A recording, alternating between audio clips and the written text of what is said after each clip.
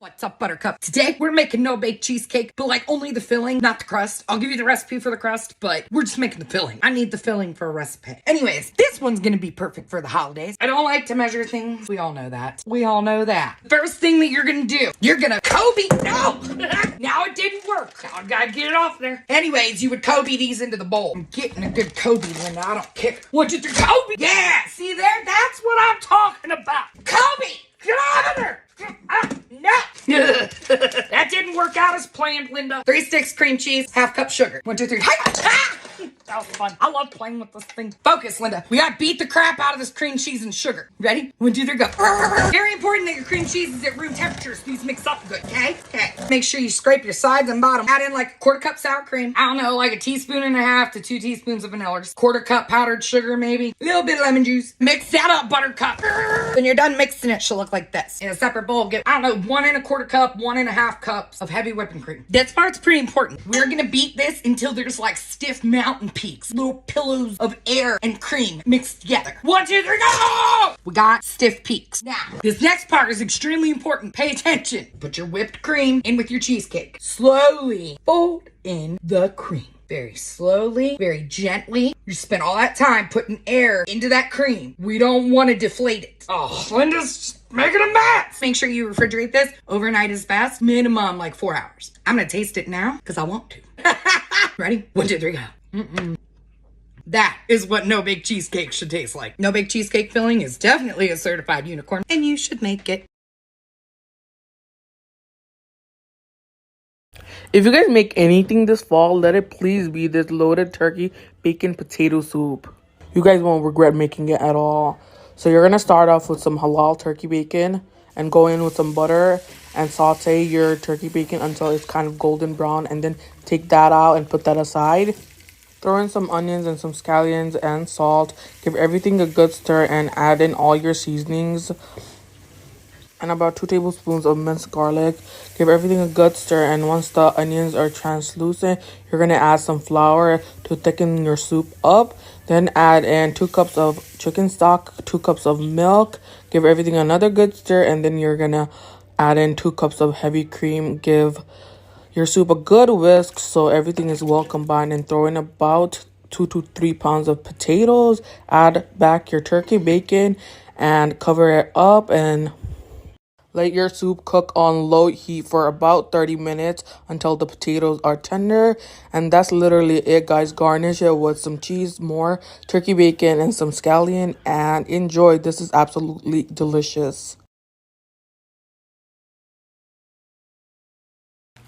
Let's make some collard greens. I already know I'm going to be posting all of my holiday recipes in the coming weeks, and I'll have them on the playlist below. The first thing you're going to want to do is wash your collard greens. They're very dirty. They have a lot of sand and dirt on them, so please make sure that you wash them very well. Once all your collard greens are washed, you're going to lay them out on a towel or whatever. I'll be cooking mine in a crock pot, but you can do it on the stove top or in an Instant Pot. Now, I go ahead and put all my ingredients for seasoning in first because these are going to take up a lot of room, and I want to make sure they cook down into the seasoning. So we're going to start off with 1 yellow onion chopped, 2 or so cups of reduced sodium chicken broth. Now, you can use water, but I highly suggest that you use chicken broth. A good scoop of the chicken, better than bouillon, and by good scoop, I mean about like that much. Some onion powder, garlic powder, salt, pepper, and Tony's, because y'all already know I love me some Tony's. Now, you can honestly use any kind of smoked meat you like. I highly prefer the smoked pork neck bones. You can use smoked turkey legs. You can use sausage, ham, anything you like. This is just one of my favorites. And then I'm just going to put these down in the broth that I just made. Now we're going to cut our collard greens. The best way that I have found to cut these in large quantities is to lay like 10 or so out like this. And then roll them up tight like this. And then just chop them up. All right, here they are in my crock pot. I got it set to high. As you can see, they're overflowing, and that is totally okay. Just set your lid on there. They will cook down. All right, y'all, here they are after 4 hours. I totally forgot to show me stirring them, but now I'm going to take the neck bones out and get the meat off of those. I've got the meat back in there now, and I'm let this go for probably about 45 minutes to an hour more. All right, y'all, here they are, and y'all already know damn good and well Bubba is not going to be eating this, but he'll be in the taste test anyway.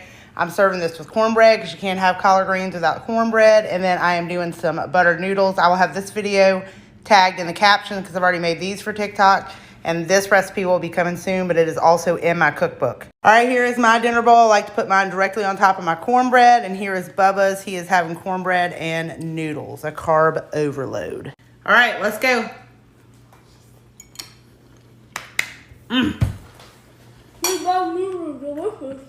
That's delicious. I absolutely love collard greens. All right, y'all. Thanks for coming to my fake cooking show. Bye. You're not going to do your peace sign? Okay, bye.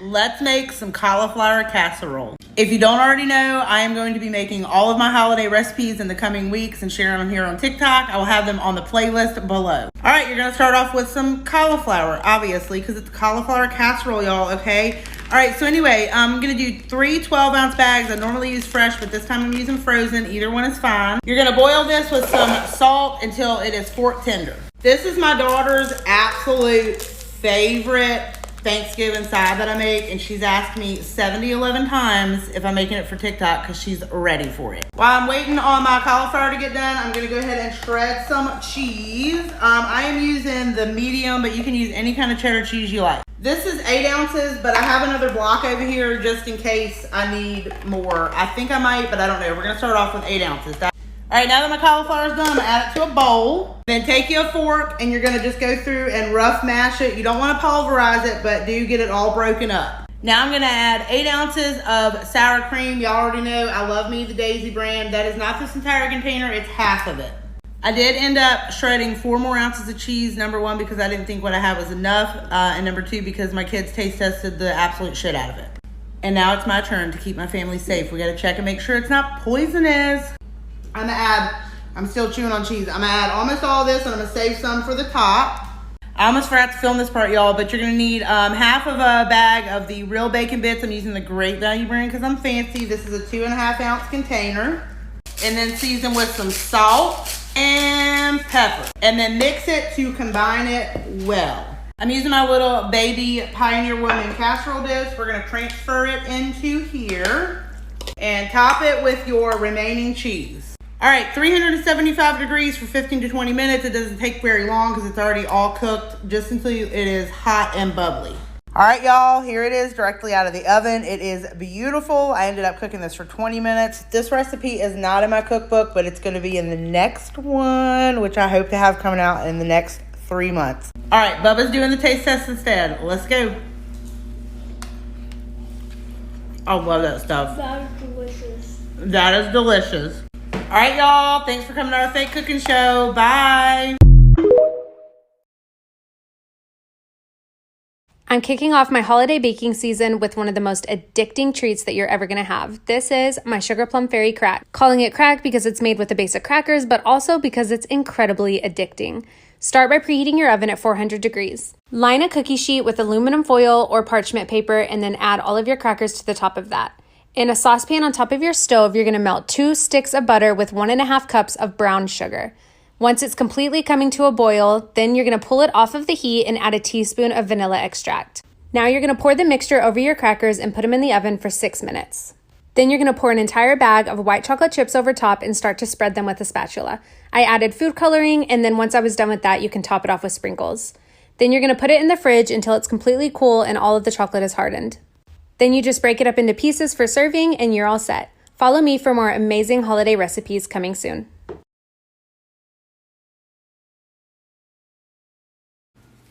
Let's make some crawfish pie. This is one of my holiday recipes, and so many people have asked me to make this, but I knew I was going to be doing this playlist with all of my holiday recipes, so I wanted to wait. So for all the people that have been waiting, here it is. All right, you're going to need 1 yellow onion, chopped, a green bell pepper, chopped, and 3 stalks of celery, chopped. Beautiful. If you swipe left on my video, I have this chopper at the top of my page.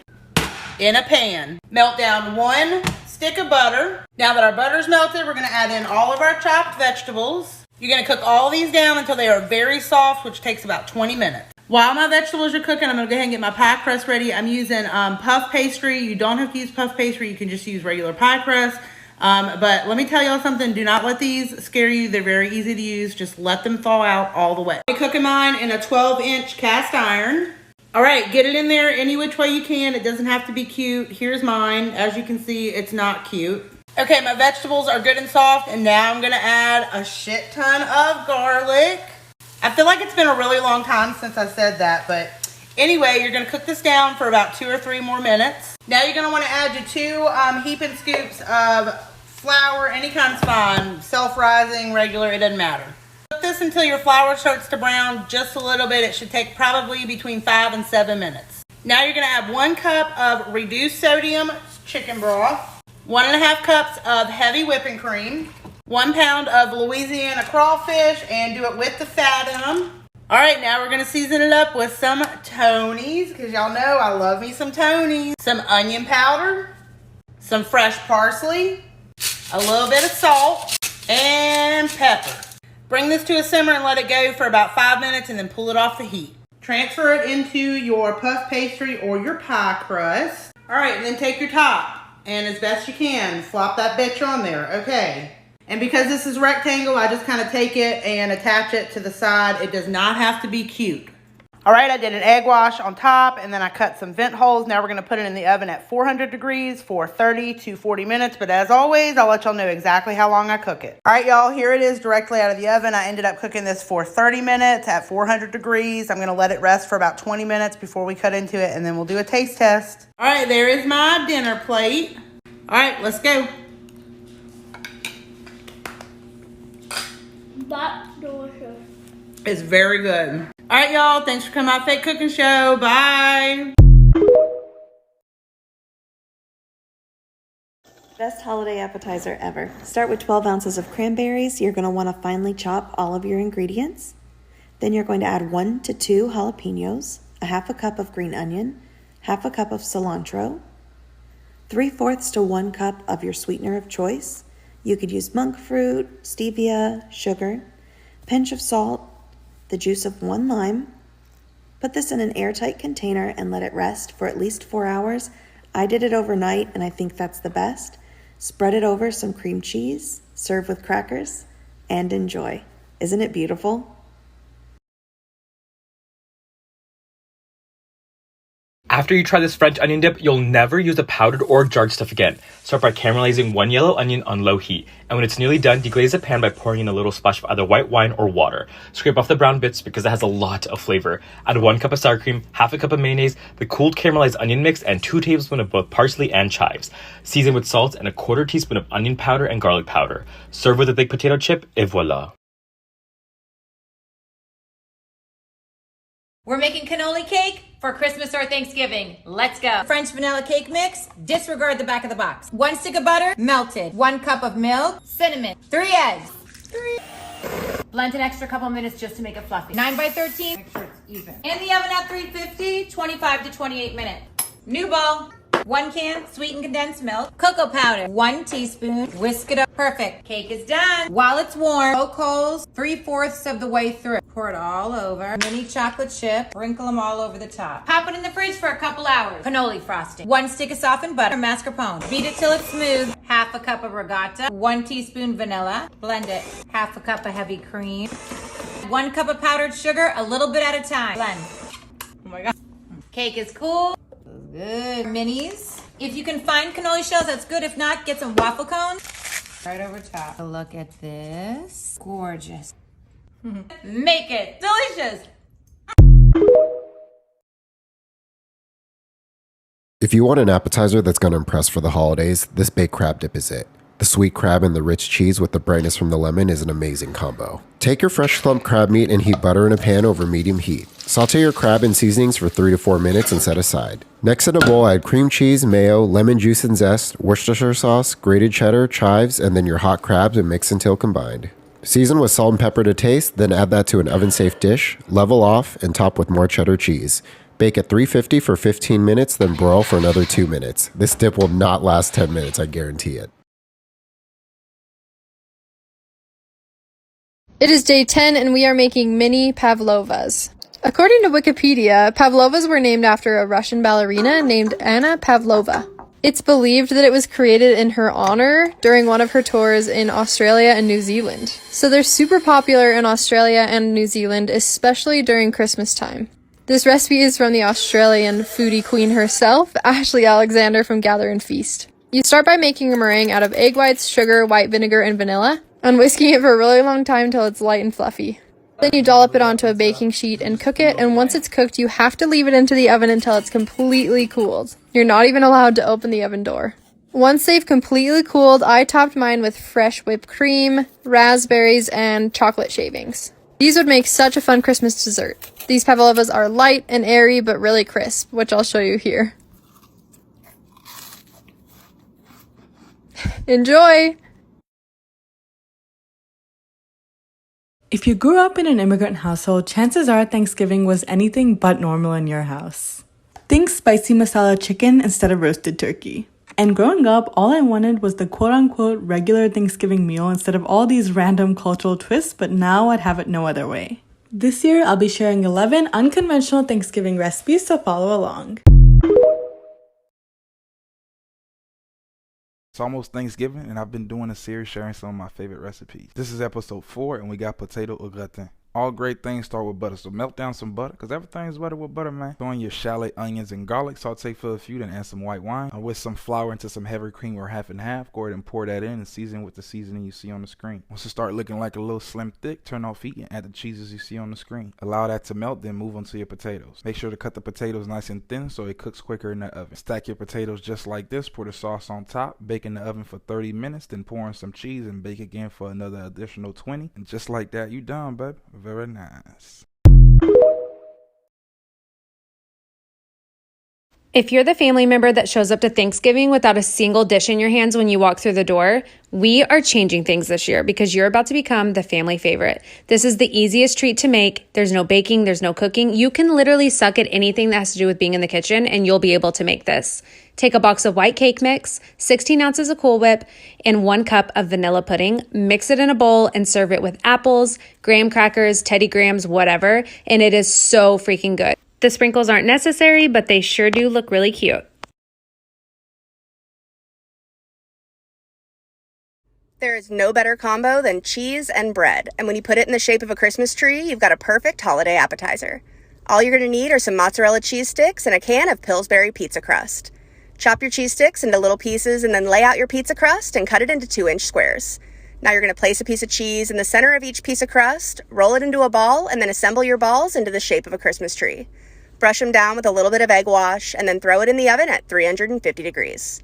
They're going to take about 10 to 15 minutes, but in the meantime, you're going to grab a pan, throw in about a half a stick of butter and a little scoop of garlic, and make a garlic butter to brush on top.